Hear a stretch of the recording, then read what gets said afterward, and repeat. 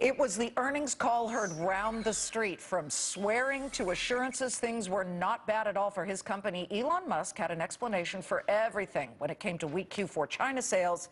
Musk was unbelievably candid in explaining why Chinese consumers got cold feet in the quarter. Listen.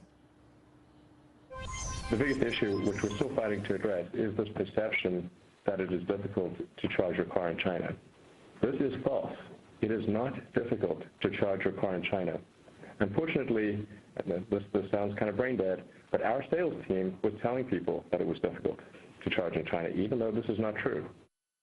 Okay, I just find it very candid that he told people exactly why he felt these numbers were not good. So should investors listen to Musk, or are his crazy bold predictions and comments a little bit of a turnoff for investors? Let's have a bull-bear debate. Our bull, we're bringing him in, James Albertine, Stifel Automotive Analyst and Vice President, and our bear, Lauren Fix, the car coach. Okay, right off the bat, I want you guys to hear the part where he cursed. Now, when I heard that he had cursed, because I heard, Jim Cramer on CNBC freaking out, this is so unprofessional, I thought, boy, he must have gotten really upset on the conference call. But listen to how he said what he said. This is Elon Musk. Yes, and I'd like to emphasize that doesn't mean profitable, it means really profitable. Okay, so had you been able to hear that, but I'm just going to read it verbatim here. He basically says that in essence, they do not feel that the profits were just good when it comes to non-GAAP, Lauren. He said that they were BS great. They weren't BS great, they were really great. So you were one that was turned off by this. Why? Well, his operating costs are up, number one. The total loss is up. And when he says what his sales numbers are, we don't really know. They're not sales numbers. They're total production is different than what actually leaves the production floor and goes into the hands of consumers. So I think that Wall Street's a little bit concerned about that. And you saw this morning on how it opened at 193. James, a 5% pullback on a stock that is up 900% over the past 5 years. How concerned are you? Well, it opened down 9 and it's only down 5 now, so I think that goes to part of the answer from the other responses that you heard a minute ago.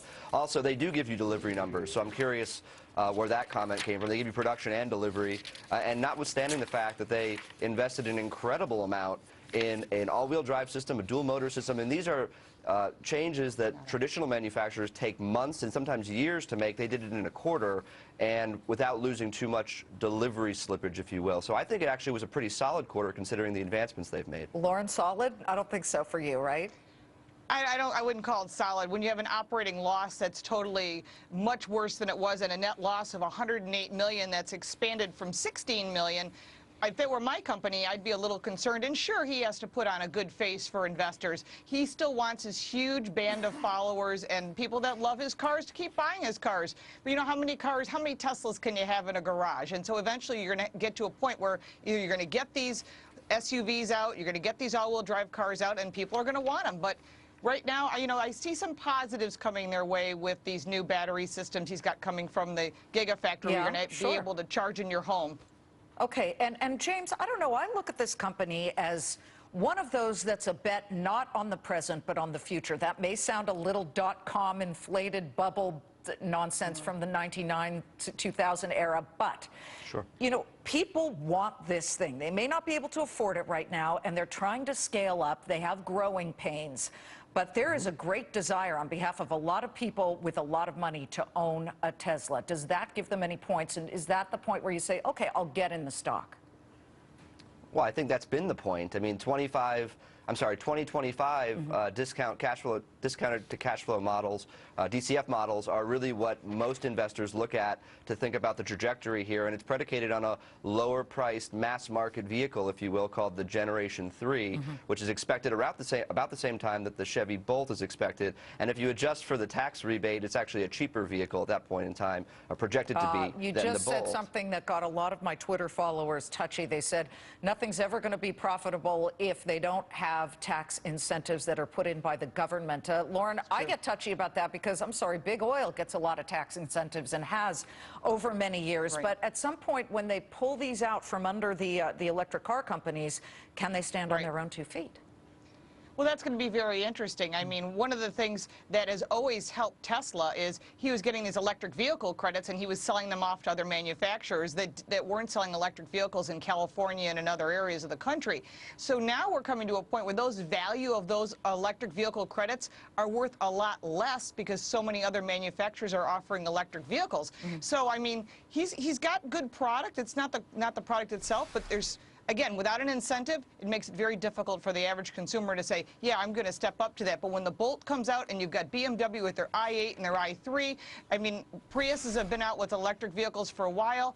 And when there's a lot of competition, you really have to realize it's going to definitely take an impact against Tesla. I would argue again, James, that there's a lot of competition in luxury land, and Audi is killing it, Mercedes is able to kill it, and then Porsche is maybe lagging just a bit. There are always going to be winners here, and if China does eventually start to find its feet economically and you get the rich Chinese buyer, what could that do to this stock? I'm saying one decent quarter out of China, and there are 700 charging stations in China, according to Tesla, that this could really move the stock.